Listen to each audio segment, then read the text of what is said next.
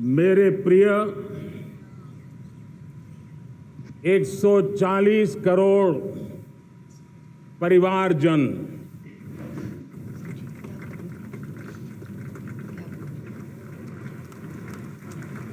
दुनिया का सबसे बड़ा लोकतंत्र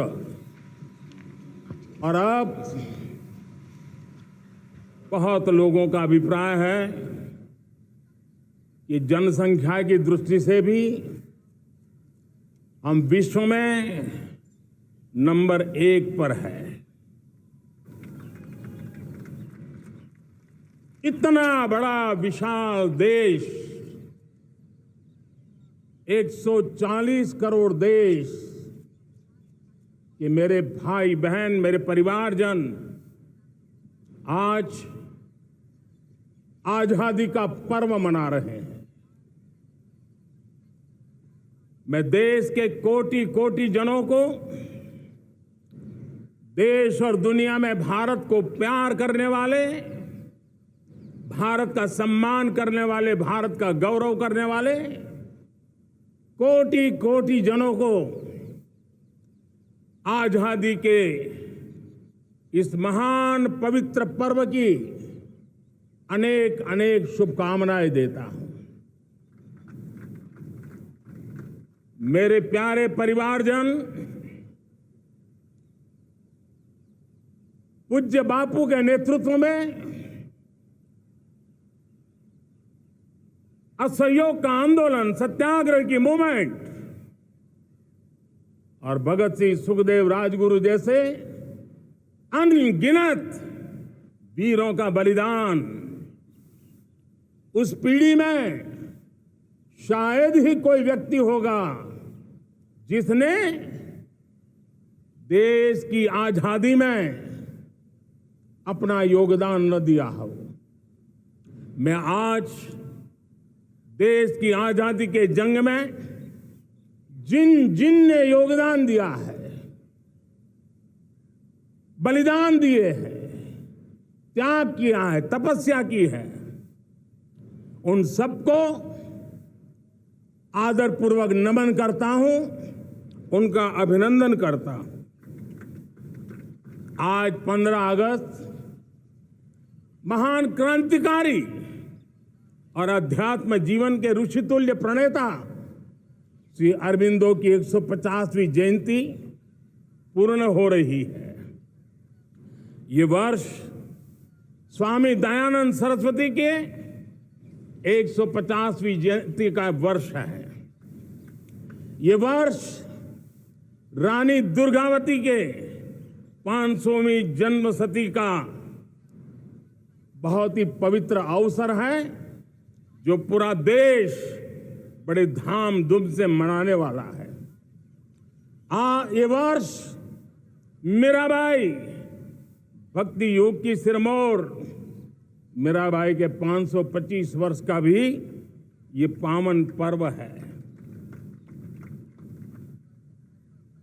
ये बार जो 26 जनवरी हम मनाएंगे, वो हमारे गणतंत्र दिवस की 75वीं वर्षगांठ होगी।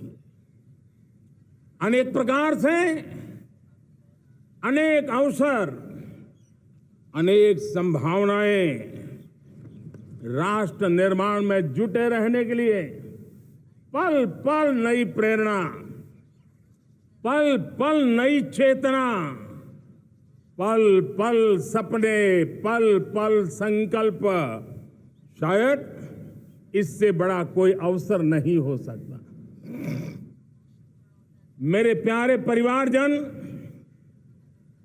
इस बार प्राकृतिक आपदा ने देश के अनेक हिस्सों में अकल्पनीय संकट पैदा किए। जिन परिवारों ने इस संकट में सहन किया है, मैं उन सभी परिवारजनों के प्रति अपनी संवेदना प्रकट करता हूं और राज्य और केंद्र सरकार मिलकर के उन सभी संकटों से जल्दी से मुक्त होकर के फिर तेज गति से आगे बढ़ेंगे, ये मैं विश्वास दिलाता हूं। मेरे प्यारे परिवारजनों, पिछले कुछ सप्ताह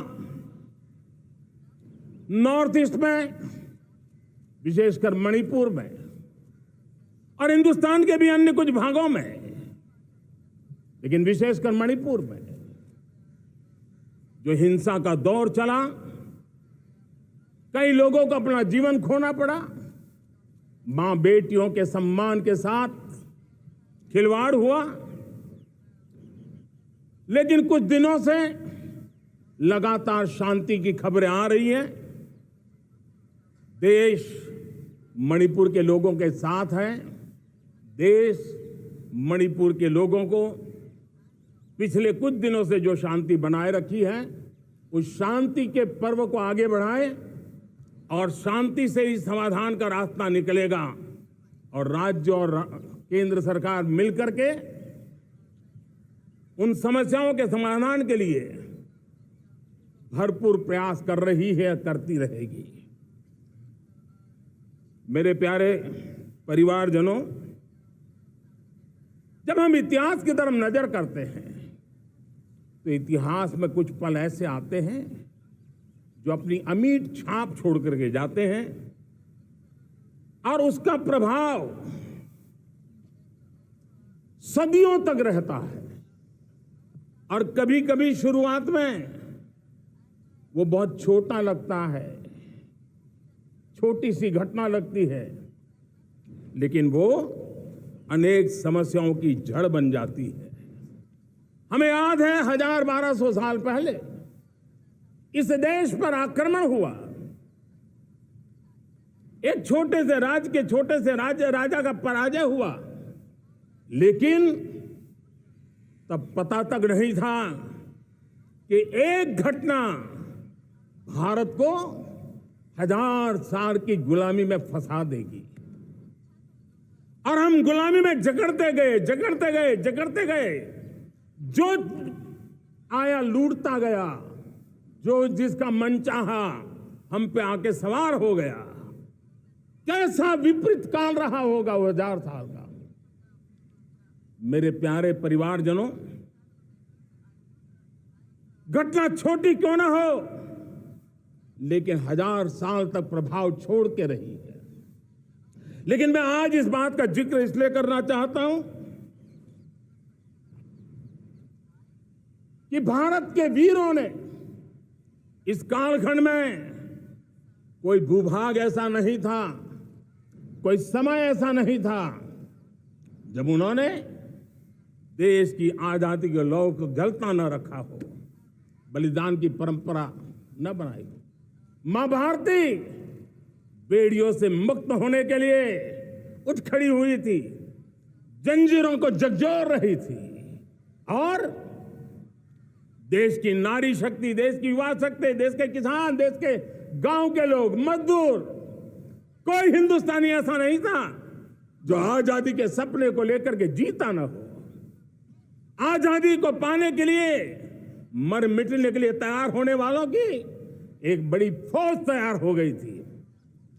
जेलों में जवानी खपाने वाले अनेक महापुरुष हमारे देश की आजादी को, गुलामी की बेड़ियों को तोड़ने के लिए लगे हुए थे। मेरे प्यारे परिवारजनों, जन चेतना का वो व्यापक रूप, त्याग और तपस्या का वो व्यापक रूप, जन जन के अंदर एक नए विश्वास जगाने वाला वो पल आखिरकार 1947 में देश आजाद हुआ। 1000 साल की गुलामी में संजोए हुए सपने देशवासी पूरे करते हुए देखे। साथियों, मैं 1000 साल पहले की बात इसलिए कह रहा हूं, मैं देख रहा हूं फिर एक बार देश के सामने एक मौका आया है। इस ऐसे कालखंड में हम जी रहे हैं, ऐसे कालखंड में हमने प्रवेश किया है और यह हमारा सौभाग्य है कि भारत के ऐसे अमृत काल में, यह अमृत काल का पहला वर्ष है, या तो हम जवानी में जी रहे हैं या हम मां भारती की गोद में जन्म ले चुके हैं।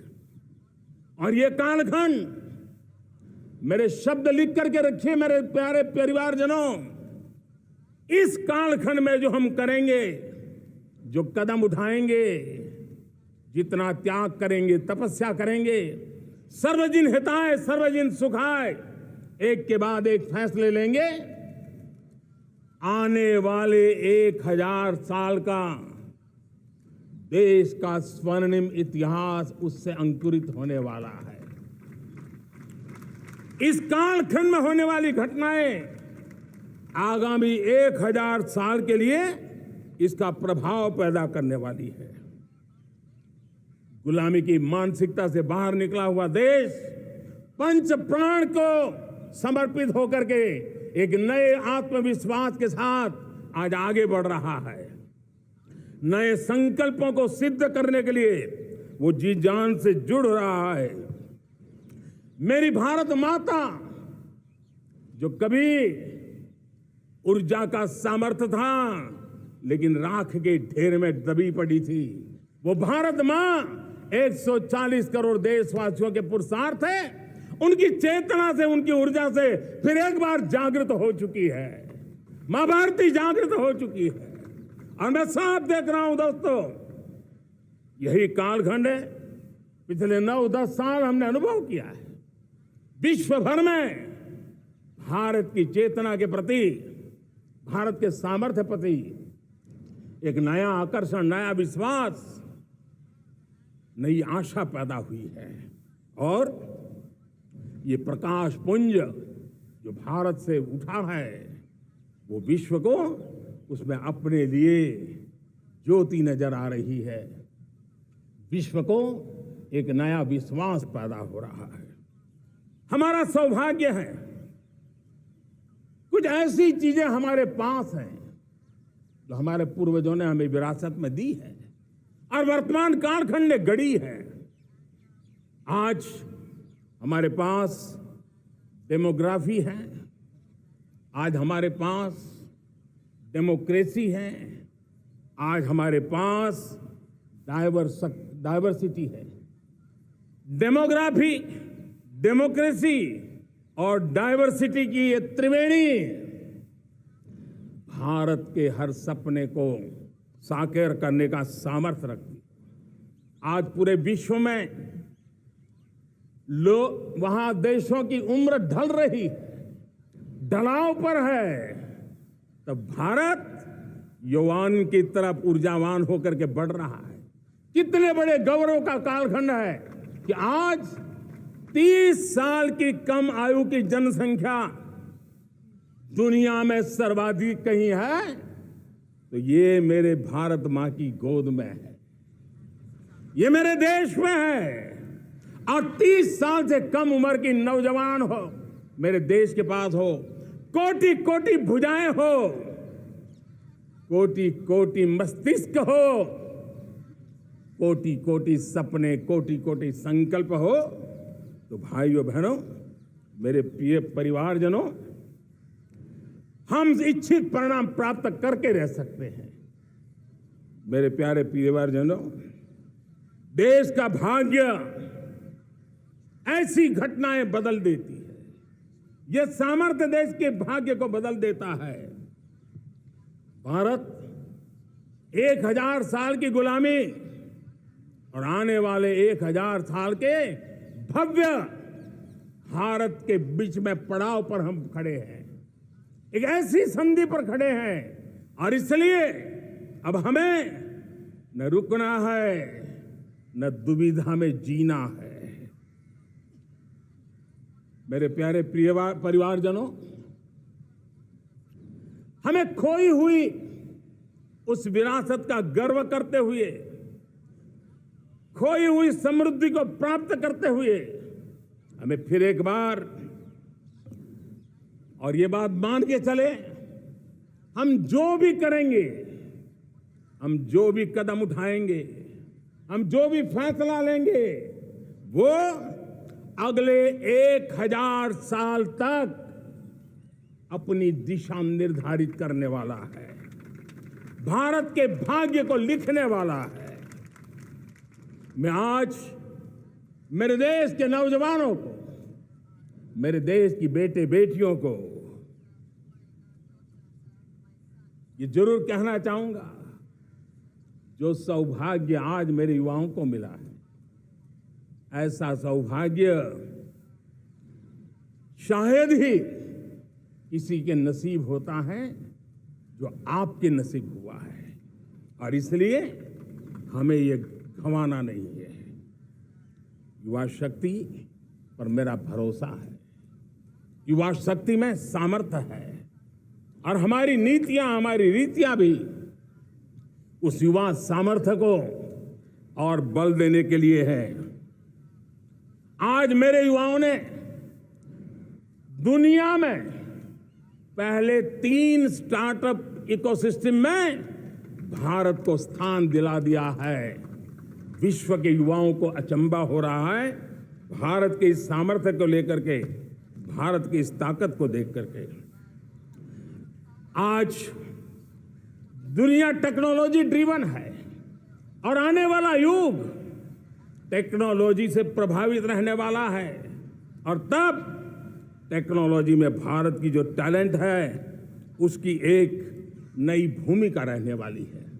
साथियों, मैं पिछले दिनों G20 समिट में बाली गया था, और बाली में दुनिया के समृद्ध देश, दुनिया के विकसित देश भी, उनके मुखिया मुझे भारत की डिजिटल इंडिया की सफलता के लिए बारीकियों से जानने के लिए इच्छुक थे।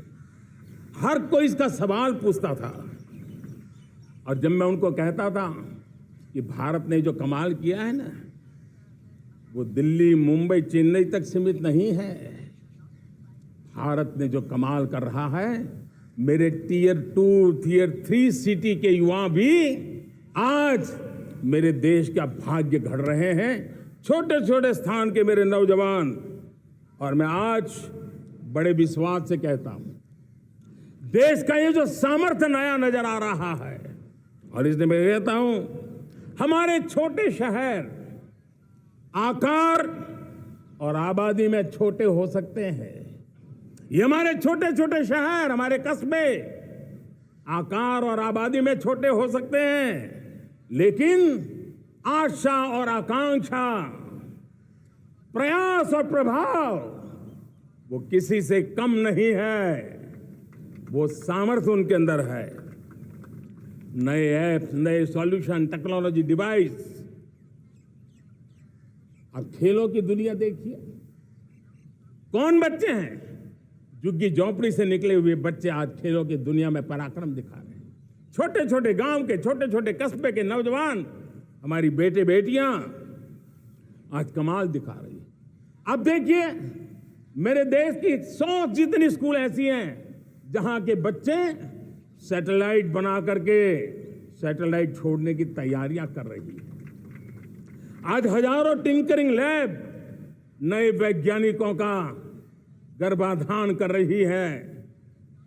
आज हजारों टिंकरिंग लैब लाखों बच्चों को साइंस और टेक्नोलॉजी की राह पर आगे बढ़ने के लिए प्रेरणा दे रही है। मैं मेरे देश के नौजवानों को कहना चाहता हूं, अवसरों की कमी नहीं है।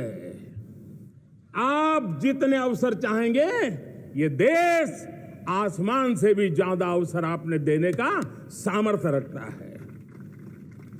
मैं आज लाल किले की प्राचीर से मेरे देश की माताओं, बहनों, मेरे देश की बेटियों को हृदय से अभिनंदन करना चाहता हूं। देश आज जब पहुंचा है, अब विशेष शक्ति जुड़ रही है मेरी माताओं बहनों के सामर्थ्य की। आज देश प्रगति की राह पर चल पड़ा है, तो मैं मेरे किसान भाई बहनों का भी अभिनंदन करना चाहता हूं। ये आप ही का पुरुषार्थ है, ये आप ही का परिश्रम है कि देश आज कृषि क्षेत्र में आगे बढ़ रहा है।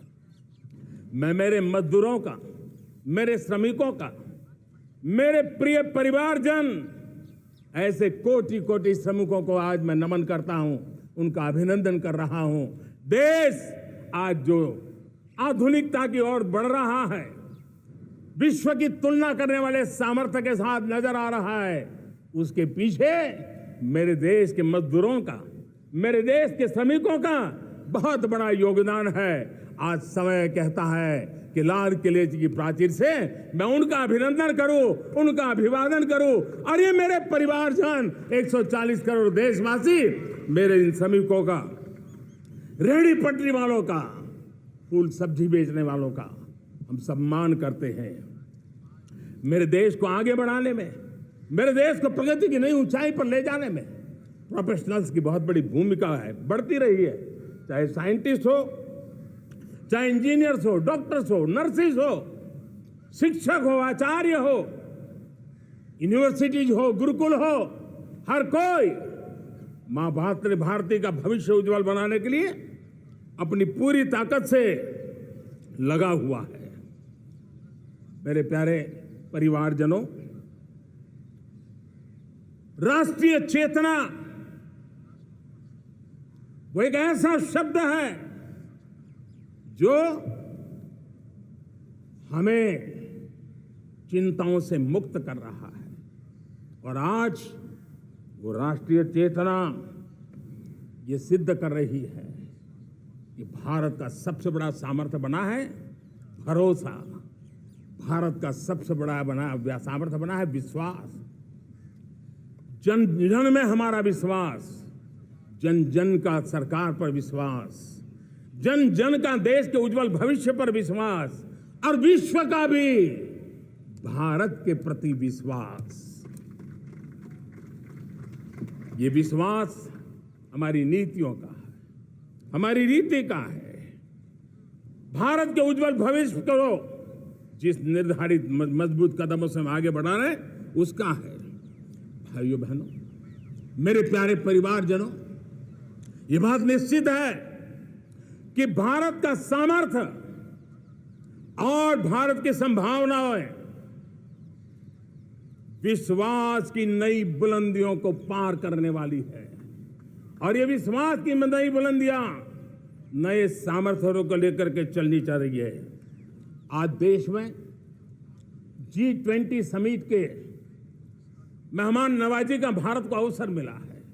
अब पिछले एक साल से हिंदुस्तान के हर कोने में जिस प्रकार से G20 के अनेक ऐसे आयोजन हुए, अनेक कार्यक्रम हुए हैं, उसने देश के सामान्य मानवी के सामर्थ्य को विश्व को परिचित करा दिया है, भारत की विविधता का परिचय कराया है, भारत की डायवर्सिटी को दुनिया अचंभे से देख रही है, और उसके कारण भारत के तरफ आकर्षण बढ़ा है, भारत को जानने की, समझने की इच्छा जगी है। उसी प्रकार से आप देखिए एक्सपोर्ट, आज भारत का एक्सपोर्ट के तेजी से बढ़ रहा है, और मैं कहना चाहता हूं दुनिया के एक्सपर्ट्स इन सारे मानदंडों के आधार पर कह रहे हैं कि अब भारत रुकने वाला नहीं है। दुनिया की कोई भी रेटिंग एजेंसी होगी वो भारत का गौरव कर रही है। कोरोना काल के बाद दुनिया एक नए सिरे से सोचने लगी, और मैं विश्वास से देख रहा हूं कि जिस प्रकार से द्वितीय महायुद्ध के बाद, द्वितीय विश्व युद्ध के बाद दुनिया ने एक नया वर्ल्ड ऑर्डर आकार लिया था, मैं साफ साफ देख रहा हूं कि कोरोना के बाद एक नया विश्व ऑर्डर, एक नया ग्लोबल ऑर्डर, एक नया जियोपॉलिटिकल इक्वेशन, ये बहुत तेजी से आगे बढ़ रहा है। जियोपॉलिटिकल इक्वेशन की सारे व्याख्याएं बदल रही है, परिभाषाएं बदल रही है, और मेरे प्यारे परिवारजनों, आप गौरव करेंगे। बदलते हुए विश्व को शेप देने में आज मेरे 140 करोड़ देशवासियों, आपका सामर्थ्य नजर आ रहा है। आप निर्णायक मोड़ पर खड़े हैं। और कोरोना काल में भारत ने जिस प्रकार से देश को आगे बढ़ाया, दुनिया ने हमारे सामर्थ्य को देखा है। जब दुनिया की सप्लाई चेन तहस नहस हो गई थी, बड़ी बड़ी अर्थव्यवस्थाओं पर दबाव था, उस समय भी हमने कहा था हमें विश्व का विकास देखना है तो मानव केंद्रीय होना चाहिए, मानवीय संवेदनाओं से भरा हुआ होना चाहिए, और तब जाकर के समस्याओं का सही समाधान निकालेंगे। और कोविड ने हमें सिखाया है या हमें मजबूर किया है, लेकिन मानवीय संवेदनाओं को छोड़ करके हम विश्व का कल्याण नहीं कर सकते। आज भारत ग्लोबल साउथ की आवाज बन रहा है। भारत की समृद्ध विरासत आज दुनिया के लिए एक अवसर बन रहा है। Global economy, global supply chain में भारत की हिस्सेदारी, मैं पक्का विश्वास से कहता हूं, आज जो भारत ने परिस्थिति पैदा हुई है, आज जो भारत ने कमाया है, वो दुनिया में स्थिरता की गारंटी लेकर के आया है। दोस्तों, अब न हमारे मन में, न 140 करोड़ मेरे परिवारजनों के मन में, और न ही दुनिया के मन में कोई इफ्स है, कोई बट्स है। विश्वास बन चुका है। मेरे प्यारे देशवासियों, अब गेंद हमारे पाले में है। हमें अवसर जाने नहीं देना चाहिए, हमें मौका छोड़ना नहीं चाहिए। भारत में मैं मेरे देशवासियों का इसलिए भी अभिनंदन करता हूं कि मेरे देशवासियों में एक नीर क्षीर विवेक का सामर्थ्य है, समस्याओं की जड़ों को समझने का सामर्थ्य है।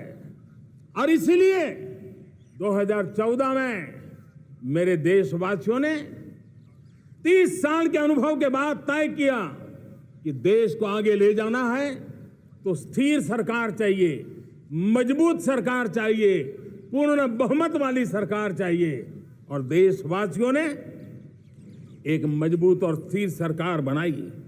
और 3 दशकों के जो अनिश्चितता का कालखंड था, जो अस्थिरता का कालखंड था, जो राजनीतिक मजबूरियों से देश जकड़ा हुआ था, उससे मुक्ति मिली। मेरे प्यारे परिवारजनों, देश के पास आज एक ऐसी सरकार है, वो सर्वजन हिताय सर्वजन सुखाय, देश के संतुलित विकास के लिए समय का पल पल और जनता की पाई पाई, जनता की भलाई के लिए लगा रही है। और मेरी सरकार, मेरे देशवासियों का मन एक बात से जुड़ा हुआ है। हमारे हर निर्णय, हमारे हर दिशा, उसका एक ही मानदंड है, नेशन फर्स्ट, राष्ट्र प्रथम। और राष्ट्र प्रथम यही दूरगामी परिणाम, सकारात्मक परिणाम पैदा करने वाला है। देश में बड़े स्तर पर काम हो रहा है। और लेकिन मैं कहना चाहूंगा, 2014 में आपने एक मजबूत सरकार बनाई, और मैं कहता हूं 2014 में और 2019 में आपने एक सरकार फॉर्म की, तो मोदी में रिफॉर्म करने की हिम्मत आई। आपने ऐसी सरकार फॉर्म की कि मोदी को रिफॉर्म की हिम्मत आई।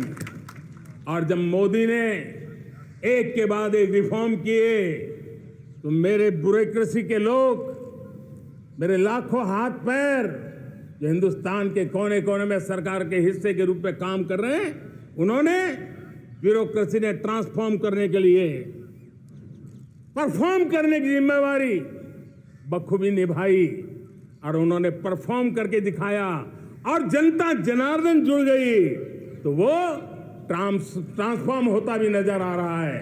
और इसलिए रिफॉर्म, परफॉर्म, ट्रांसफॉर्म, ये कालखंड अब भारत के भविष्य को गढ़ रहा है। और हमारी सोच देश की उस ताकतों को बढ़ावा देने पर है जो आने वाले 1000 साल की नींव को मजबूत करने वाले हैं। दुनिया को युवा शक्ति की जरूरत है, युवा स्किल की जरूरत है।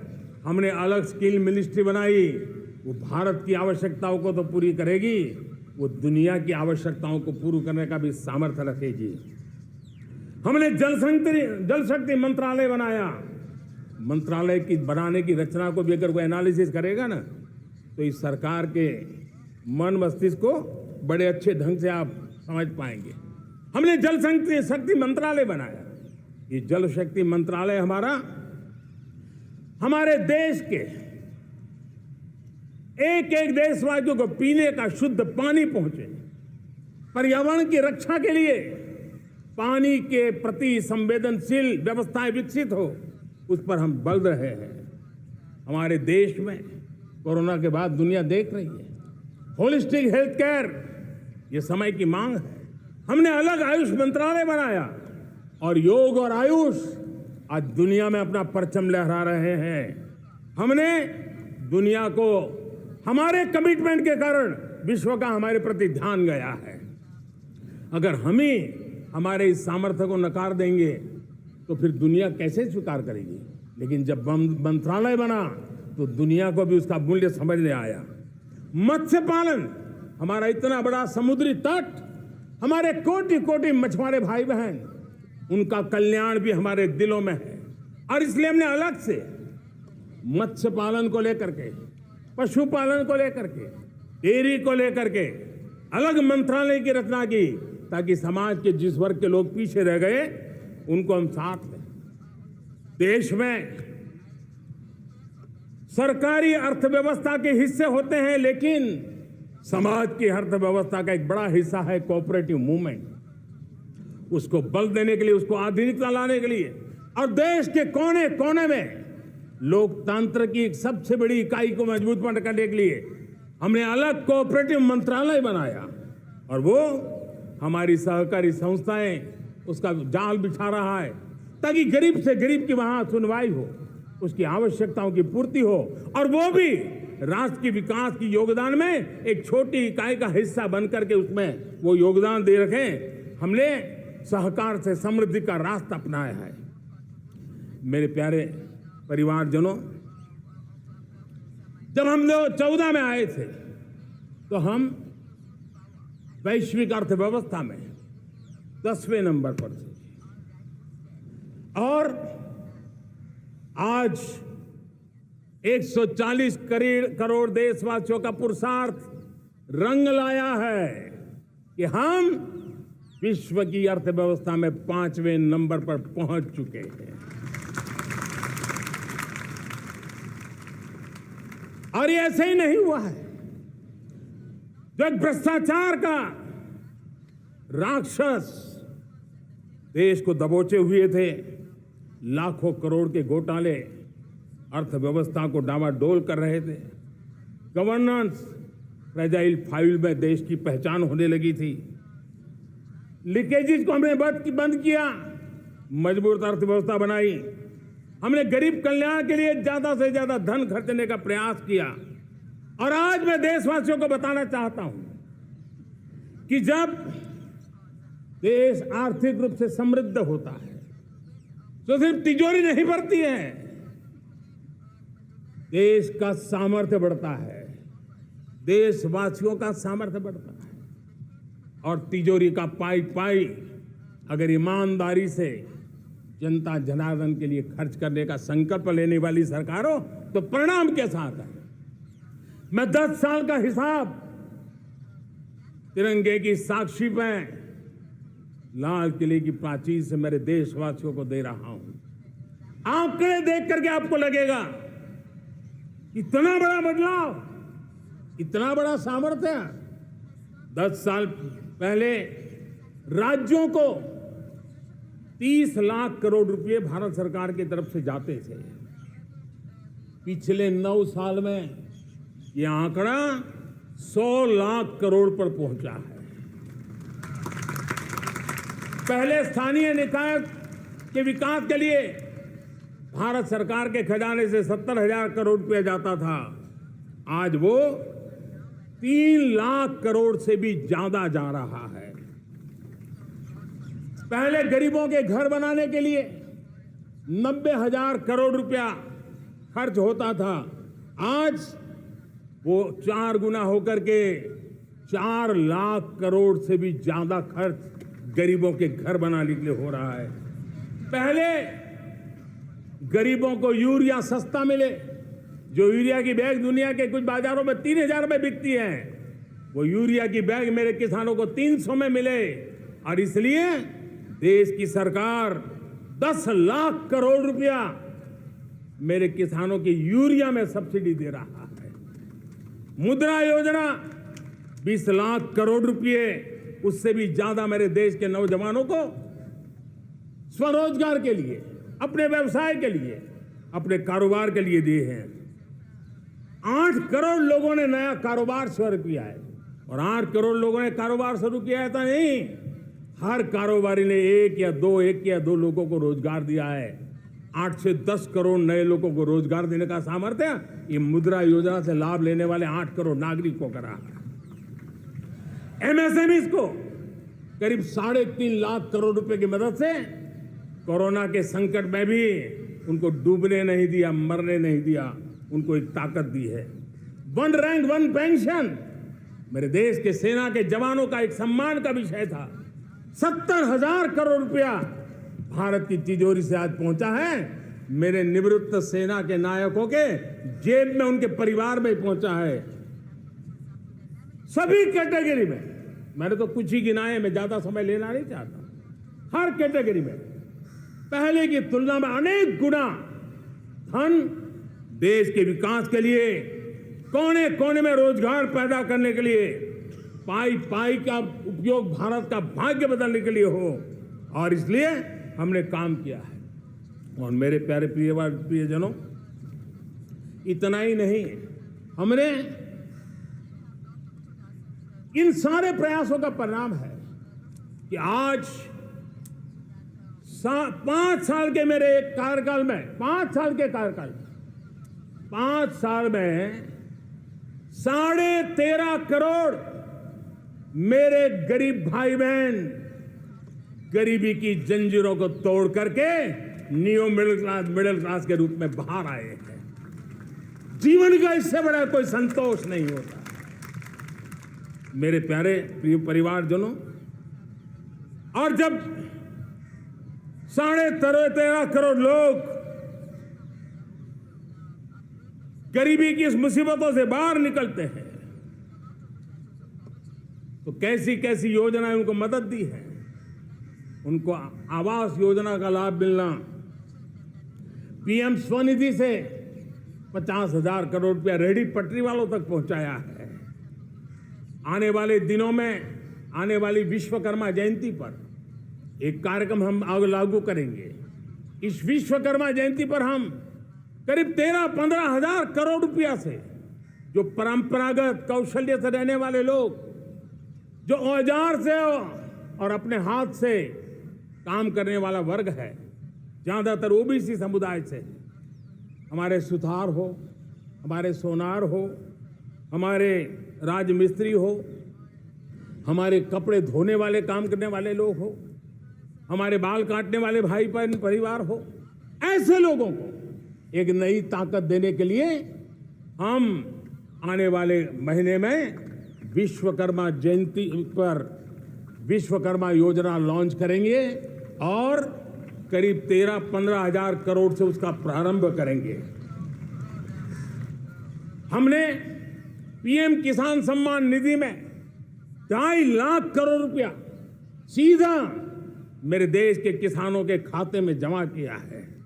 हमने जल जीवन मिशन, हर घर में शुद्ध पानी पहुंचे, 2 लाख करोड़ रुपया खर्च किया है।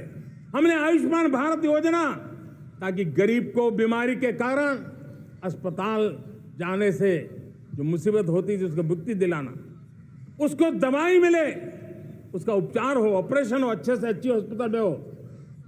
आयुष्मान भारत योजना के तहत 70,000 करोड़ रुपए हमने लगाए हैं। पशुधन, देश ने कोरोना वैक्सीन की बात तो देश को याद है, 40,000 करोड़ रुपए लगाए, वो तो याद है। लेकिन आपको जानकर के खुशी होगी, हमने पशुधन को बचाने के लिए करीब करीब 15,000 करोड़ रुपया पशुधन के टीकाकरण के लिए लगाया है।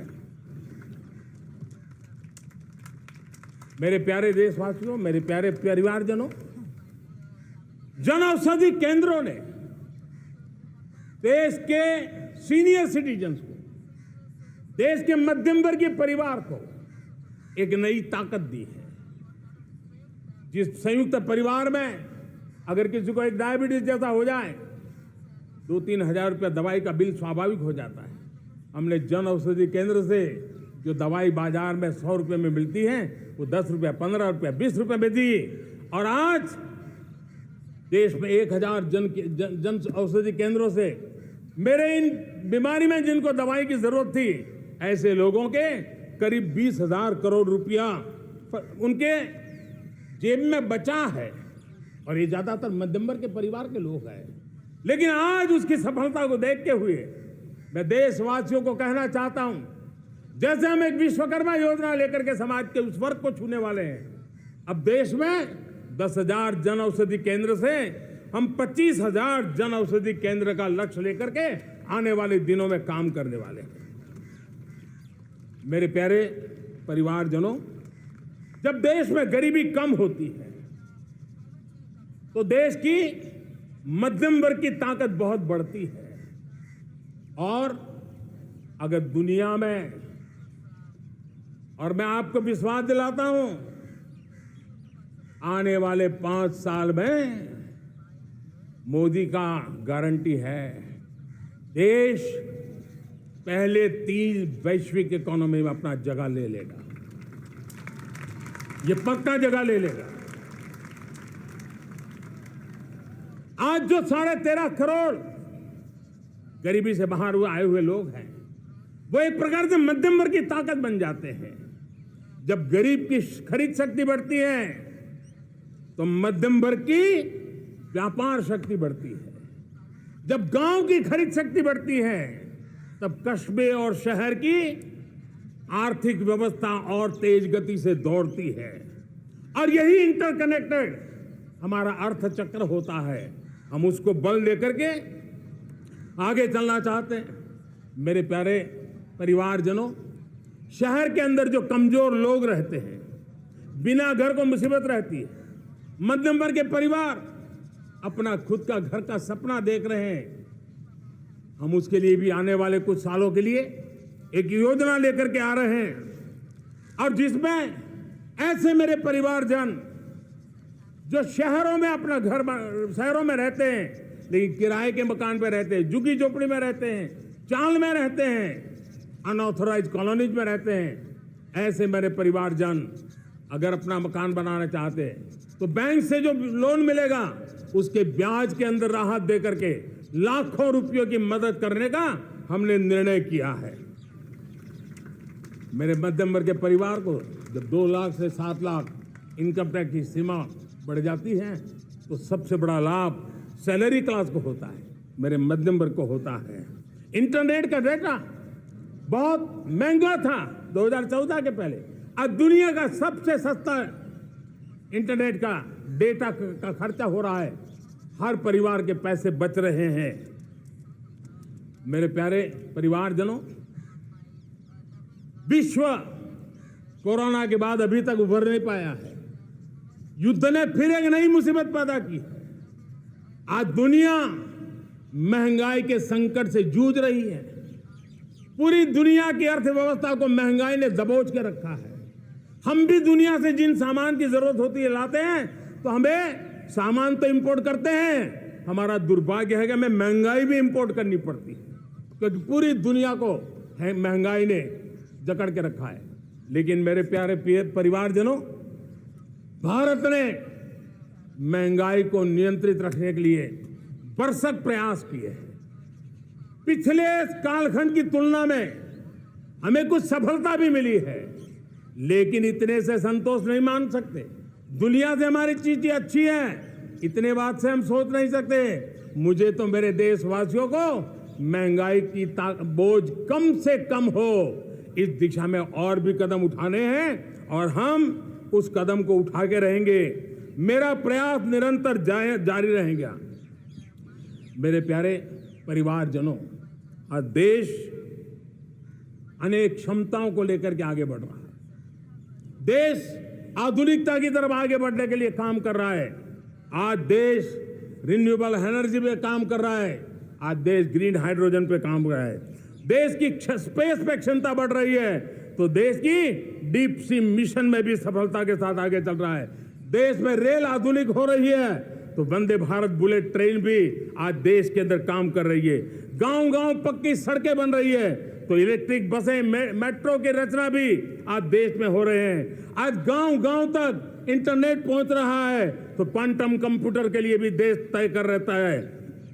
नैनो यूरिया, नैनो डीएपी, उस पर काम हो रहा है, तो दूसरी तरफ जैविक खेती पर भी हम बल दे रहे हैं। आज किसान उत्पादक संघ एफपीओ का निर्माण हो रहा है, तो हम सेमीकंडक्टर का भी निर्माण करने के लिए चाह रहे हैं। हम दिव्यांग जनों के लिए एक सुगम भारत के निर्माण के लिए काम करते हैं, तो हम पैरालंपिक में भी हिंदुस्तान का तिरंगा झंडा गाड़ने के लिए मेरे दिव्यांग जनों को सामर्थ्यवान बना रहे हैं। हम खिलाड़ियों को स्पेशल ट्रेनिंग दे रहे हैं।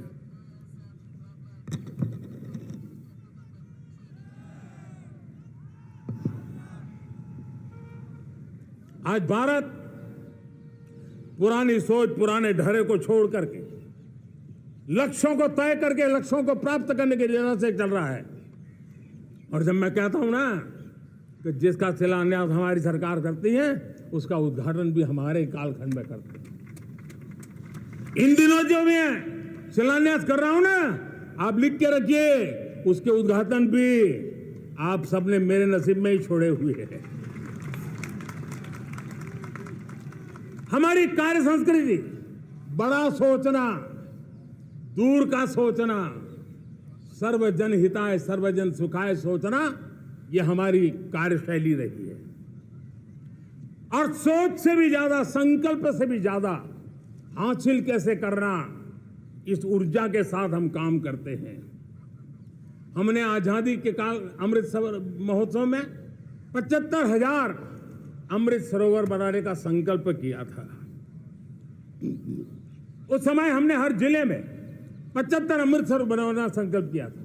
करीब 50-55 हजार अमृत सरोवर की कल्पना की थी, लेकिन आज करीब 75,000 अमृत सरोवर का काम निर्माण हो रहा है। ये अपने आप में बहुत बड़ा काम हो रहा है। जनशक्ति और जल शक्ति की ताकत भारत के पर्यावरण की रक्षा में भी काम आने वाली है।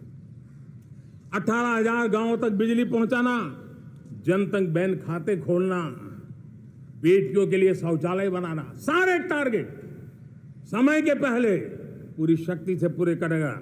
और जब भारत ठान लेता है तो उसे पूरा करके रहता है।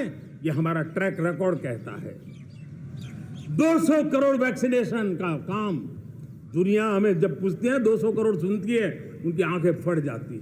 इतना बड़ा काम ये मेरे देश के आंगनवाड़ी वर्कर, हमारी आशा वर्कर, हमारी हेल्थ वर्कर, उन्होंने करके दिखा। ये मेरे देश का सामर्थ्य है। 5G को रोल आउट किया, दुनिया में सबसे तेज गति से 5G रोल आउट करने वाला मेरा देश है। 700 से अधिक जिलों तक हम पहुंच चुके हैं और अब 6G की भी तैयारी कर रहे हैं। हमने टास्क फोर्स बना दिया है। रिन्यूएबल एनर्जी, हम टारगेट से पहले चले हैं। हमने रिन्यूएबल एनर्जी 2030 का जो टारगेट तय किया था, 21-22 में इसको पूरा कर दिया। हमने इथेनॉल में 20% ब्लेंडिंग की बात कही थी, वो भी हमने समय से 5 साल पहले पूरा कर दिया। हमने $500 बिलियन के एक्सपोर्ट की बात की थी, वो भी समय के पहले $500 बिलियन से ज्यादा कर दिया। हमने तय किया, जो हमारे देश में 25 साल से चर्चा हो रही थी कि देश में नई संसद बने, पार्लियामेंट का कोई सत्र ऐसा नहीं था नई संसद के। ये मोदी है, समय के पहले नई संसद बना करके रख दिया। मेरे प्यारे भाई बहनों, ये काम करने वाली सरकार है, निर्धारित लक्ष्यों को पार करने वाली सरकार है। ये नया भारत है, ये आत्मविश्वास से भरा हुआ भारत है। ये संकल्पों को चरितार्थ करने के लिए जी जान से जुटा हुआ भारत है। और इसलिए ये भारत न रुकता है, ये भारत न थकता है, ये भारत न हाँफता है और न ही ये भारत हारता है। और इसलिए मेरे प्यारे परिवारजनों, आर्थिक शक्ति बढ़ी है तो हमारी सामरिक शक्ति को भी एक नई ताकत मिली है। हमारी सीमाएं पहले से अधिक सुरक्षित हुई है और मेरे सीमा पर बैठे हुए मेरे जवान जो देश की सीमाओं की रक्षा कर रहे हैं और मेरे देश की आंतरिक सुरक्षा के संभालने वाले यूनिफॉर्म फोर्सेस, मैं आजादी के इस पावन पर्व पर उनको भी अनेक अनेक बधाई देते हुए मेरी बात को आगे बढ़ाता हूं। सेना का अधिकरण हो, हमारी सेना युवा बने, हमारी सेना बैटल के लिए रेडी, युद्ध योग्य बने, इसलिए निरंतर रिफॉर्म का काम आज हमारी सेना में हो रहा है। मेरे प्यारे परिवारजनों, आए दिन हम लोग सुना करते थे, यहां बम धमाका हुआ, वहां बम धमाका हुआ, हर जगह पे लिखा हुआ रहता था कि इस बैग को मत छूना, अनाउंसमेंट होते रहते थे। आज देश सुरक्षा की अनुभूति कर रहा है और जब सुरक्षा होती है, शांति होती है, तो प्रगति के नए अरमान हम पूरे कर सकते हैं। उसको लिए सीरियल बम धमाके का जमाना बीती हुई बात हो गई है। निर्दोषों के जो मौत होते थे वो बीते हुए कल की बात हो गई है।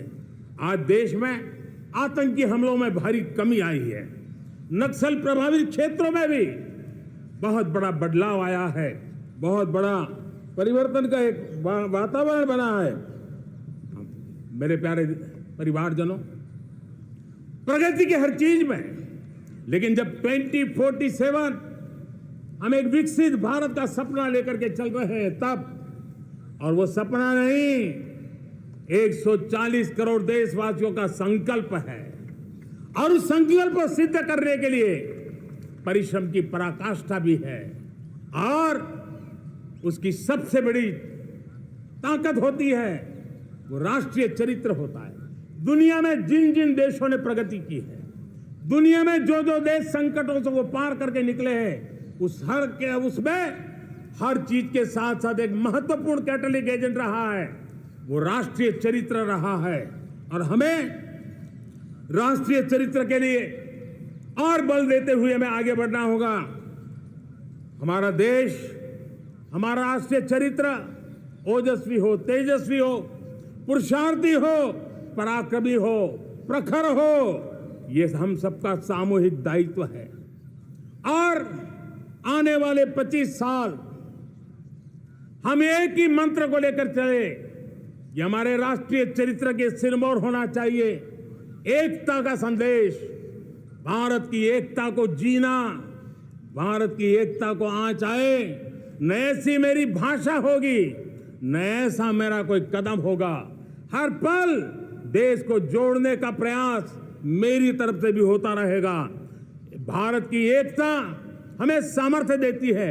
उत्तर हो, दक्षिण हो, पूरब हो, पश्चिम हो, गांव हो, शहर हो, पुरुष हो, नारी हो, हम सब ने एकता के भाव के साथ और विविधता भरे देश में एकता का सामर्थ्य होता है। और दूसरी महत्व की बात मैं देख रहा हूं, अगर 2047 में हमें हमारे देश को विकसित भारत के रूप में देखना है तो हमें श्रेष्ठ भारत के मंत्र को जीना होगा, हमें चरितार्थ करना होगा।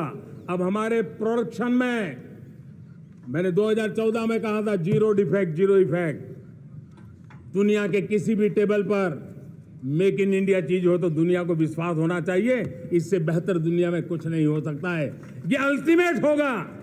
हमारी हर चीज, हमारी सर्विसेज होगी तो श्रेष्ठ होगी, हमारे शब्द की ताकत होगी तो श्रेष्ठ होगी, हमारी संस्थाएं होगी तो श्रेष्ठ होगी, हमारी निर्णय प्रक्रियाएं होगी तो श्रेष्ठ होगी।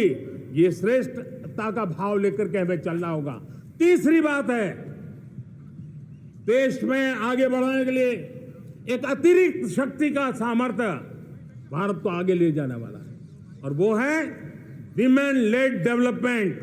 आज भारत गर्व से कह सकता है कि दुनिया में नागरिक उड्डयन में अगर किसी एक देश में सबसे ज्यादा विमेन पायलट है तो मेरे देश में है।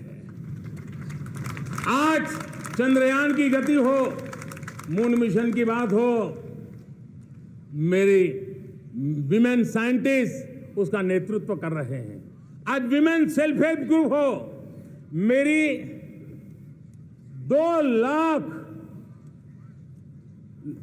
2 करोड़ लखपति दीदी का लक्ष्य लेकर के आज विमेन सेल्फ हेल्प ग्रुप पे हम काम कर रहे हैं। हम हमारी नारी शक्ति के सामर्थ्य को बढ़ावा देते हुए विमेन लेड डेवलपमेंट के, और जब G20 में मैंने विमेन लेड डेवलपमेंट के विषय को आगे बढ़ाया है तो पूरा G20 समूह इसके महत्व को स्वीकार कर रहा है, और उसके महत्व को स्वीकार कर करके वो उसको बहुत बल दे रहे हैं। उसी प्रकार से भारत विविधताओं से भरा देश है। असंतुलित विकास के हम शिकार रहे हैं। मेरा पराया का के कारण हमारे देश के कुछ हिस्से उसके शिकार रहे हैं। अब हमें रीजनल एस्पिरेशंस को, संतुलित विकास को बल देना है, और रीजनल एस्पिरेशंस को लेकर के उस भावना को हमें सम्मान देते हुए, जैसे हमारी भारत माँ का कोई, हमारा शरीर का कोई अंग अगर अविकसित रहे तो हमारा शरीर विकसित नहीं माना जाएगा। हमारा शरीर का कोई अंग दुर्बल रहे तो हमारा शरीर स्वस्थ नहीं माना जाएगा। वैसे ही मेरी भारत माता, उसका कोई एक भूभाग भी, समाज का कोई तबका भी अगर दुर्बल रहे तो मेरी भारत माता समर्थ है, स्वस्थ है, ऐसा बैठ करके हम नहीं बैठ सकते। और इसलिए रीजनल एस्पिरेशंस को हमने एड्रेस करने की आवश्यकता है, और इसलिए हम समाज का सर्वांगीण विकास हो, सर्वस्पर्शी विकास हो, भूभाग के हर क्षेत्र को उसकी अपनी ताकत को खिलने का अवसर मिले, उस दिशा में आगे बढ़ना चाहते हैं। मेरे प्यारे परिवारजनों, भारत एक मदर ऑफ डेमोक्रेसी है। भारत मॉडल ऑफ डाइवर्सिटी भी है। भाषाएं अनेक हैं, बोलियां अनेक हैं, परिधान अनेक हैं, विविधताएं बहुत है। हमने उन सारे लोगों को, सारों को आधार पर आगे बढ़ना है। मेरे प्यारे परिवारजनों, देश के जब मैं एकता की बात करता हूं, तब अगर घटना मणिपुर में होती है तो पीड़ा महाराष्ट्र में होती है। अगर बाढ़ आसाम में आती है तो बेचैन केरला हो जाता है। हिंदुस्तान के किसी भी हिस्से में कुछ भी हो, हम एक अंगांगी भाव की अनुभूति करते हैं। मेरे देश की बेटियों पर जुल्म न हो, यह हमारा सामाजिक भी दायित्व है, यह हमारा पारिवारिक दायित्व भी है, और ये देश के नाते हम सबका दायित्व है। आज जब अफगानिस्तान से गुरु ग्रंथ साहब के स्वरूप को लाते हैं तो पूरा देश गौरव की अनुभूति करता है। जब आज दुनिया के किसी देश में कोविड के काल में मेरा कोई सिख भाई लंगर लगाता है, भूखों को खिलाता है, और दुनिया में वाहवाही होती है, तो हिंदुस्तान का सीना चौड़ा हो जाता है।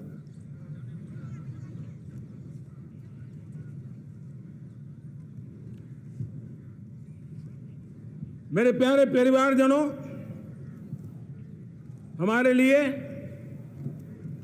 जब नारी सम्मान की बात करते हैं, मुझे अभी एक देश में दौरा कर रहा था, तो वहां एक बहुत ही सीनियर मिनिस्टर, उसने मुझे एक सवाल पूछा। उसने कहा, आपके यहाँ बेटियां साइंस और इंजीनियरिंग के विषयों की पढ़ाई करती हैं क्या? उस पर क्या था? मैंने उनको कहा, आज मेरे देश में लड़कों से ज्यादा बेटियां आज स्टेम यानी साइंस, टेक्नोलॉजी, इंजीनियरिंग और मैथ्स, अधिकतम भाग मेरी बेटियां ले रही है। तो उनके लिए अचरज था। ये सामर्थ्य आज हमारे देश का देख रहा है।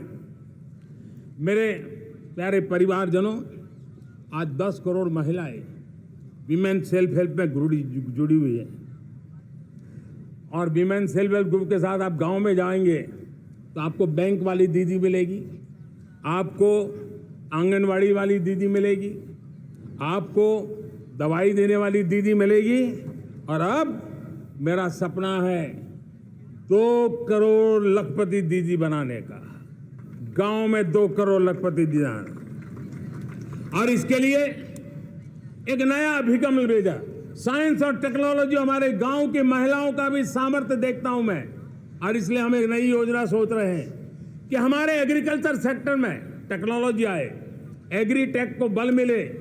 इसलिए विमेन सेल्फ हेल्प ग्रुप की बहनों को हम ट्रेनिंग देंगे, ड्रोन चलाने की, ड्रोन रिपेयरिंग की हम ट्रेनिंग देंगे, और हजारों ऐसे विमेन सेल्फ हेल्प ग्रुप को भारत सरकार ड्रोन देगी, ट्रेनिंग देगी, और हमारे एग्रीकल्चर के काम में ड्रोन की सेवाएं उपलब्ध हो।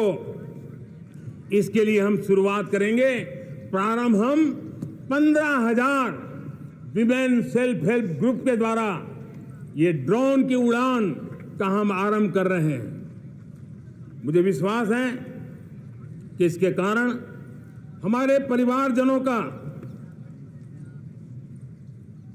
मेरे प्यारे परिवारजनों, आज देश आधुनिकता की तरफ बढ़ रहा है। हाईवे हो, रेलवे हो, एयरवे हो, हाईवेज हो, इंफॉर्मेशन वेज, वाटरवेज हो, कोई क्षेत्र ऐसा नहीं है जिस क्षेत्र को आगे बढ़ाने की दिशा में आज देश काम न करता हो। पिछले 9 वर्ष में तटीय क्षेत्रों में हमने, आदिवासी क्षेत्र में, हमारे पहाड़ी क्षेत्र में विकास को बहुत बढ़ दिया है। हमने पर्वतमाला, भारतमाला ऐसी योजनाओं के द्वारा समाज के उस वर्ग को हमने बल दिया है। हमने गैस की पाइपलाइन से हमारे पूर्वी भारत को जोड़ने का काम किया है। हमने अस्पतालों की संख्या बढ़ाई है, हमने डॉक्टर की सीटें बढ़ाई है ताकि हमारे बच्चे डॉक्टर बनने का सपना पूरा कर सके। हमने मातृभाषा में पढ़ाने पर बल दिया है, अब मातृभाषा में वो पढ़ाई कर सके उस दिशा में। और मैं भारत के सुप्रीम कोर्ट का भी धन्यवाद करता हूं कि भारत की सुप्रीम कोर्ट ने कहा है कि आप जो जजमेंट देंगे उसका जो ऑपरेटिव पार्ट होगा वो जो अदालत में आया है उसकी भाषा में उसको उपलब्ध होगा। मातृभाषा का महात्म्य आज बढ़ रहा है। मेरे प्यारे भाई परिवारजनों, आज तक हमारे देश के जो बॉर्डर विलेज हैं, हमने वाइब्रेंट बॉर्डर विलेज का एक कार्यक्रम शुरू किया है। और वाइब्रेंट बॉर्डर विलेज, अब तक इसके लिए कहा जाता था देश के आखिरी गांव। हमने उस पूरी सोच को बदला है, वो देश का आखिरी गांव नहीं है। सीमा पर जो नजर आ रहा है वो मेरे देश का पहला गांव है। अगर सूरज उगता है पूरब में तो उस तरफ के गांव में पहली सूरज की किरण आती है। अगर सूरज ढलता है तो इस तरफ के गांव में आखिरी किरण उसका लाभ मिलता है। ये मेरे पहले गांव है और मुझे खुशी है कि आज मेरे इस कार्यक्रम के विशेष मेहमान, ये जो पहले गांव है, सीमावर्ती गांव है, उसके 600 प्रधान आज इस लाल किले की प्राचीर के इस महत्वपूर्ण कार्यक्रम का हिस्सा बनने के लिए आए। पहली बार वो इतनी दूर तक आए हैं, नए संकल्प और सामर्थ्य के साथ जुड़ने के लिए आया है। मेरे प्यारे परिवारजनों, हमने संतुलित विकास के लिए एस्पिरेशनल डिस्ट्रिक्ट, एस्पिरेशनल ब्लॉक की कल्पना की और आज उसके सुखद परिणाम मिल रहे हैं। आज राज्य के जो नॉर्मल पैरामीटर्स हैं, जो एस्पिरेशनल डिस्ट्रिक्ट कभी बहुत पीछे थे, वो आज राज्य में भी अच्छा करने लग गए हैं। और मुझे विश्वास है कि आने वाले दिनों में ये हमारे आकांक्षी जिले, हमारे आकांक्षी बॉल अवश्य आगे बढ़ेंगे। जैसे मैंने कहा था, भारत का चरित्र की चर्चा कर रहा था, तो मैंने पहला कहा था भारत की एकता, दूसरा कहा था भारत श्रेष्ठता की तरफ बल दें, तीसरा कहा था विमेन लेड डेवलपमेंट की मैंने बात कही थी, और मैं आज एक बात और कहना चाहता हूं कि हम जैसे रीजनल एस्पिरेशन, मैंने चौथी बात कही थी, पांचवी महत्व की बात, और भारत ने उस दिशा में जाओ, और वो है हमारा राष्ट्रीय चरित्र विश्व मंगल के लिए सोचने वाला होना चाहिए। हमें देश को इतना मजबूत बनाना है जो विश्व मंगल के लिए भी अपनी भूमिका अदा करे। और आज कोरोना के बाद मैं देख रहा हूं जिस प्रकार से संकट की घड़ी में देश ने दुनिया की मदद की, उसका परिणाम है कि आज दुनिया में हमारा देश एक विश्व मित्र के रूप में, विश्व का अटूट साथी के रूप में आज मेरे देश की पहचान बनी है। हमें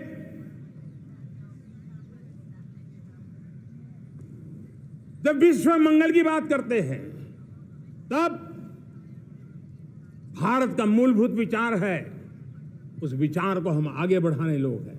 और मुझे खुशी है कि आज अमेरिकी संसद के भी कई चुने हुए गणमान्य प्रतिनिधि भी आज हमारे 15 अगस्त के इस अवसर में हमारे बीच में मौजूद है। भारत की सोच कैसी है, हम विश्व मंगल की बात को कैसे आगे बढ़ाते हैं। अब देखिए, हम जब सोचते हैं तो क्या कहते हैं, हमने दुनिया के सामने ये दर्शन रखा है और दुनिया उस दर्शन को लेकर के हमारे साथ जुड़ रही है। हमने कहा one sun, one world, one grid. Renewable energy के क्षेत्र में एक बहुत बड़ा हमारा स्टेटमेंट है, आज दुनिया उसको स्वीकार कर रही है। कोविड के बाद हमने दुनिया को कहा हमारा अप्रोच होना चाहिए वन अर्थ, वन हेल्थ। समस्याओं का समाधान तभी होगा जब मानव को, पशु को, पौधे को बीमारी के संबंध में समान रूप से एड्रेस किया जाएगा, तब जाकर के हम करेंगे। हमने G20 समिट के लिए दुनिया के सामने कहा है one world, one family, one future. इस सोच को लेकर के चल रहे हैं। हमने क्लाइमेट को लेकर के दुनिया जो संकट से जूझ रही है, हमने रास्ता दिखाया है, लाइफ मिशन लॉन्च किया है, लाइफस्टाइल फॉर एनवायरनमेंट। हमने दुनिया के सामने इंटरनेशनल सोलर अलायंस बनाया और आज दुनिया के कई देश इंटरनेशनल सोलर अलायंस का हिस्सा बन रहे हैं। हमने बायोडायवर्सिटी का महत्व देखते हुए बिग कैट अलायंस की व्यवस्था को हमने आगे बढ़ाया है। हमने प्राकृतिक आपदा के कारण, ग्लोबल वार्मिंग के कारण इंफ्रास्ट्रक्चर का जो नुकसान होता है, उसके लिए दूरगामी व्यवस्थाओं की जरूरत है और इसलिए coalition for disaster resilient infrastructure CDRI एक समाधान के रूप में दुनिया को दिया है। विश्व आज समुद्रों को संघर्ष का केंद्र बना रहा है, तब हमने दुनिया को सागर का प्लेटफॉर्म दिया है जो वैश्विक समुद्री शांति की गारंटी बन सकता है। हमने पारंपरिक चिकित्सा पद्धतियों को बल देते हुए WHO का एक ग्लोबल लेवल का सेंटर हिंदुस्तान में बनाने की दिशा में काम किया है। हमने योग और आयुष के द्वारा विश्व कल्याण और विश्व के स्वस्थता की दिशा में काम किया है और आज भारत विश्व मंगल की मजबूत नींव डाल रहा है। इस मजबूत नींव को आगे बढ़ाना हम सबका काम है, हम सबकी जिम्मेवारी है। मेरे प्यारे परिवारजनों, सपने अनेक है, संकल्प साफ है, नीतियां स्पष्ट है, नियत के सामने कोई सवाल या निशान नहीं है, लेकिन कुछ सच्चाइयों को हमें स्वीकार करना पड़ेगा और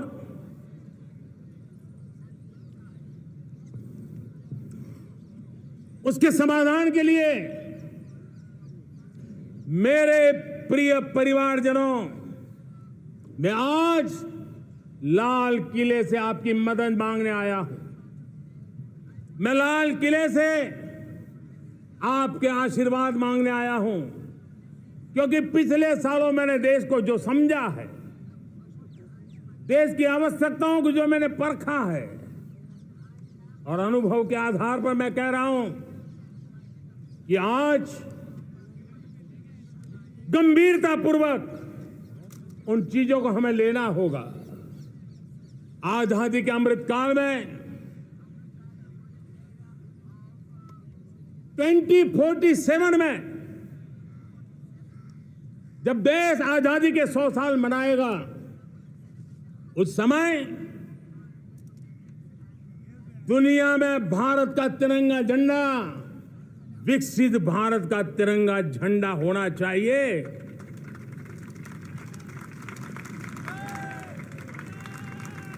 रत्ती भर भी हमें रुकना नहीं है, पीछे नहीं हटना है।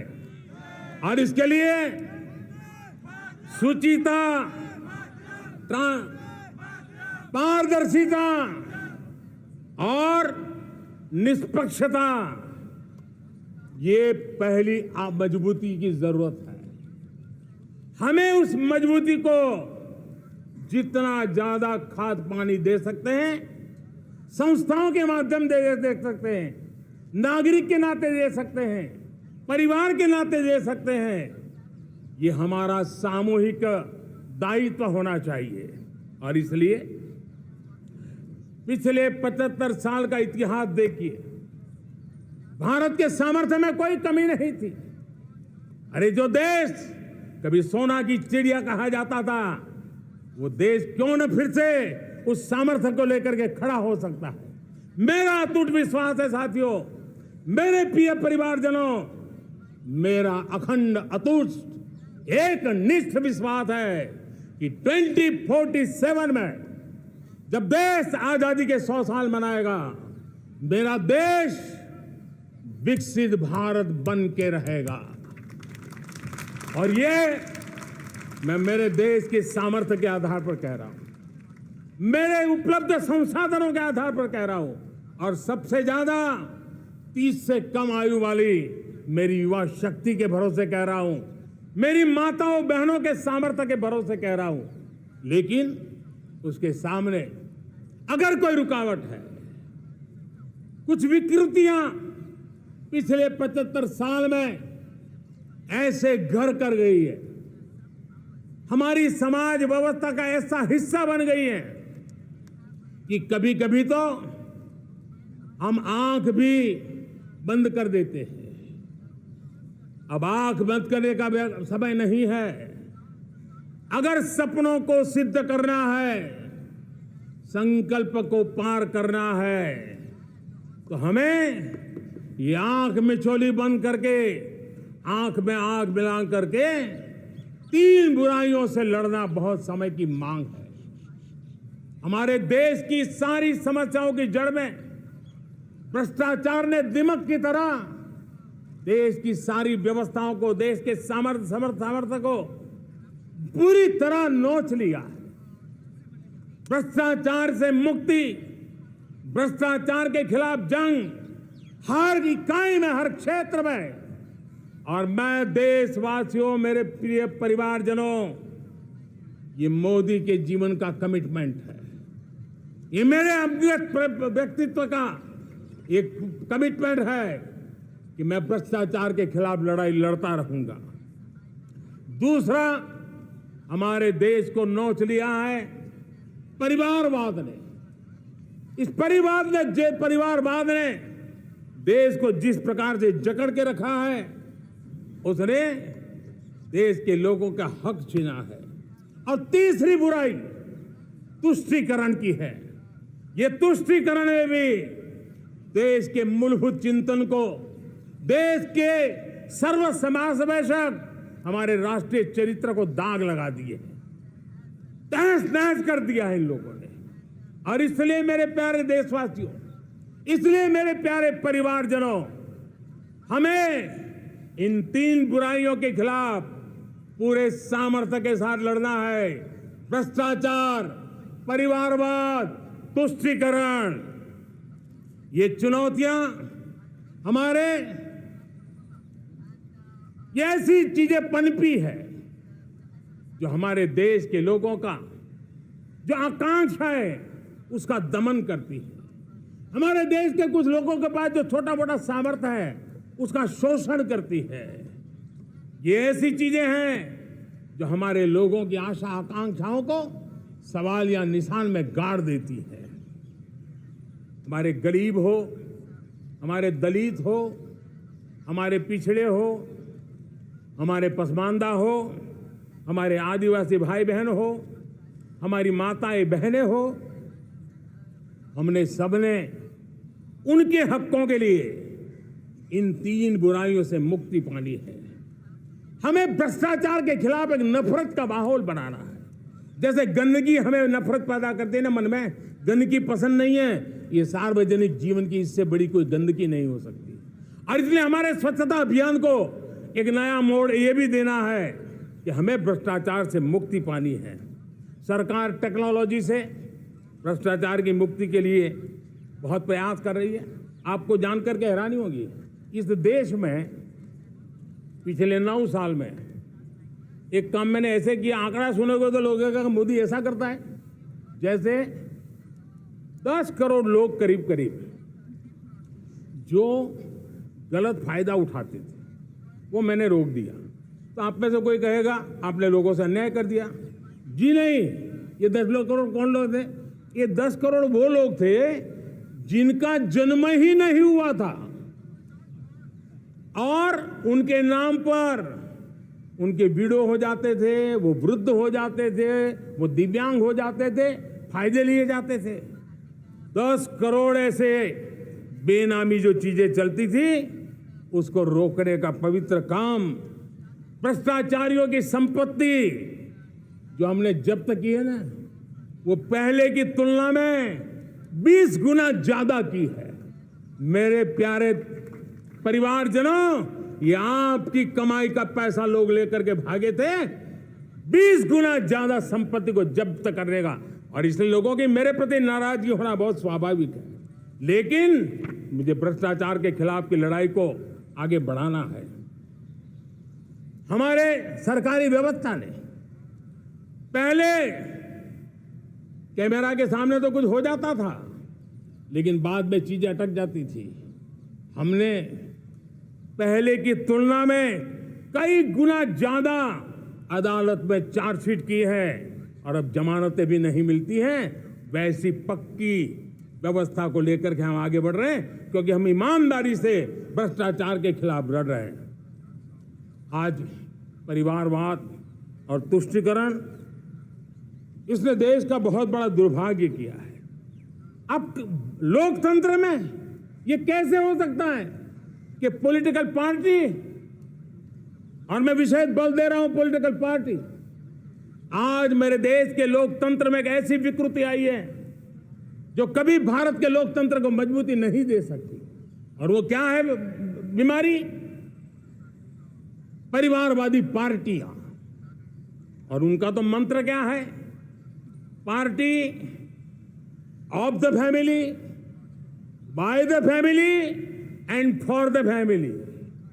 इनका तो जीवन मंत्र यही है कि उनकी पॉलिटिकल पार्टी, उनका राजनीतिक दल परिवार का, परिवार के द्वारा और परिवार के लिए, परिवारवाद और भाई भतीजावाद प्रतिभाओं के दुश्मन होते हैं, योग्यता को नकारते हैं, सामर्थ्य को स्वीकार नहीं करते हैं। और इसलिए परिवारवाद इस देश के लोकतंत्र की मजबूती के लिए उसकी मुक्ति जरूरी है। सर्वजन हिताय सर्वजन सुखाय, हर किसी को हक मिले इसलिए, और सामाजिक न्याय के लिए भी ये बहुत। उसी प्रकार से तुष्टीकरण ने सामाजिक न्याय का सबसे बड़ा नुकसान किया। अगर सामाजिक न्याय को तबाह किसने किया है तो ये तुष्टीकरण की सोच, तुष्टीकरण की राजनीति, तुष्टीकरण का सरकारी योजनाओं का तरीका, इसने सामाजिक न्याय को मौत के घाट उतार दिया है। और इसलिए हमें तुष्टीकरण, भ्रष्टाचार, ये विकास का सबसे बड़ा दुश्मन है। अगर देश विकास चाहता है, देश 2047 विकसित भारत का सपना का साकार करना चाहता है, तो हमारे लिए आवश्यक है कि हम किसी भी हालत में देश में भ्रष्टाचार को सहन नहीं करेंगे। इस मूड को लेकर के चलना चाहिए। मेरे प्यारे परिवारजनों, हम सबका एक बहुत बड़ा महत्वपूर्ण दायित्व है।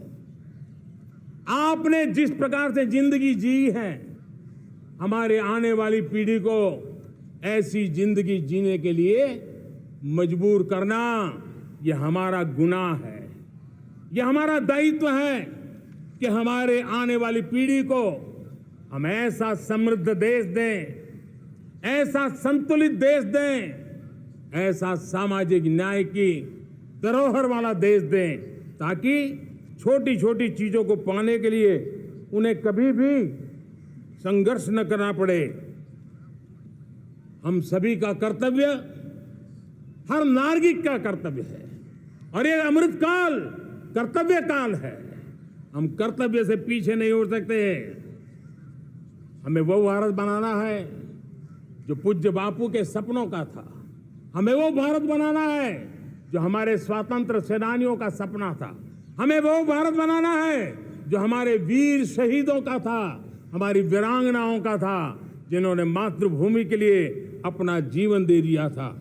मेरे प्यारे परिवारजनों, मैं जब 2014 में आपके पास आया था, तब 2014 में मैं परिवर्तन का वादा लेकर के आया था। 2014 में मैंने आपको वादा किया था, मैं परिवर्तन लाऊंगा, और 140 करोड़ मेरे परिवारजन, आपने मुझ पे भरोसा किया और मैंने विश्वास पूरा करने की कोशिश की। रिफॉर्म, परफॉर्म, ट्रांसफॉर्म, वो 5 साल जो वादा था वो विश्वास में बदल गया, क्योंकि मैंने परिवर्तन का वादा किया था। रिफॉर्म, परफॉर्म, ट्रांसफॉर्म के द्वारा मैंने इस वादे को विश्वास में बदल दिया। कठोर परिश्रम किया है, देश के लिए किया है, शान से किया है, सिर्फ और सिर्फ नेशन फर्स्ट, राष्ट्र सर्वोपरि, इस भाव से किया है। 2019 में परफॉर्मेंस के आधार पर आप सबने मुझे फिर से आशीर्वाद दिया। परिवर्तन का वादा मुझे यहां ले आया, परफॉर्मेंस मुझे दोबारा ले आया, और आने वाले 5 साल अभूतपूर्व विकास के हैं। 2047 के सपने को साकार करने का सबसे बड़ा स्वर्णिम पल आने वाले 5 साल है। और अगली बार 15 अगस्त को इसी लाल किले से मैं आपको देश की उपलब्धियां, आपके सामर्थ्य, आपके संकल्प, उसमें हुई प्रगति, उसकी जो सफलता है, उसके गौरवगान, उससे भी अधिक आत्मविश्वास के सामने, आपके सामने मैं प्रस्तुत करूंगा। मेरे प्यारे प्रियजनों, मेरे परिवारजनों, मैं आप में से आता हूं, मैं आपके बीच से निकला हूं, मैं आपके लिए जीता हूं। अगर मुझे सपना भी आता है तो आपके लिए आता है। अगर मैं पसीना भी बहाता हूं तो आपके लिए बहाता हूं, क्योंकि इसलिए नहीं कि आपने मुझे दायित्व दिया है, मैं इसलिए कर रहा हूं कि आप मेरे परिवारजन हैं, और आपके परिवार के सदस्य के नाते मैं आपके किसी दुख को देख नहीं सकता हूं, मैं आपके सपनों को चूर चूर होते नहीं देख सकता हूं, मैं आपके संकल्प को सिद्धि तक ले जाने के लिए आपका एक साथी बन करके, आपका एक सेवक बन करके, आपके साथ जुड़े रहने का, आपके साथ जीने का, आपके लिए जूझने का मैं संकल्प लेकर के चला हुआ इंसान हूं। और मुझे विश्वास है, हमारे पूर्वजों ने आजादी के लिए जो जंग लड़ा था, जो सपने देखे थे, वो सपने हमारे साथ है। आजादी के जंग में जिन्होंने बलिदान दिया था, उनके आशीर्वाद हमारे साथ है। और 140 करोड़ देशवासियों को एक ऐसा अवसर आया है, ये अवसर हमारे लिए एक बहुत बड़ा संबल लेकर के आया है। और इसलिए मेरे प्यारे प्रियजनों, आज जब मैं अमृतकाल में आपके साथ बात कर रहा हूं, ये अमृतकाल का पहला वर्ष है। ये अमृतकाल के पहले वर्ष पर जब मैं आपसे बात कर रहा हूं, तो मैं आपको पूरे विश्वास से कहना चाहता हूं, चलता चलाता काल चक्र, चलता चलाता काल चक्र, अमृत काल का भाल चक्र, चलता चलाता काल चक्र, अमृत काल का भाल चक्र, सबके सपने, सबके सपने अपने सपने, सबके सपने अपने सपने, पनपे सपने सारे, सबके सपने अपने सपने, पनपे सपने सारे,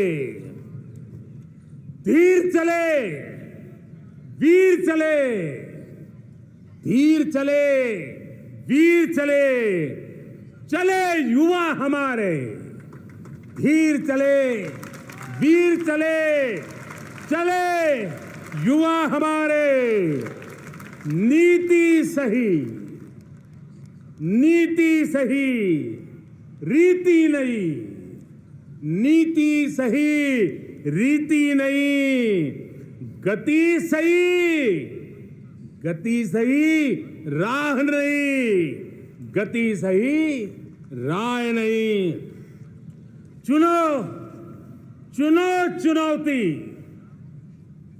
चुनो चुनौती सीना तान, चुनो चुनौती सीना तान, जग में बढ़ाओ देश का नाम, चुनो चुनौती सीना तान, जग में बढ़ाओ देश का नाम।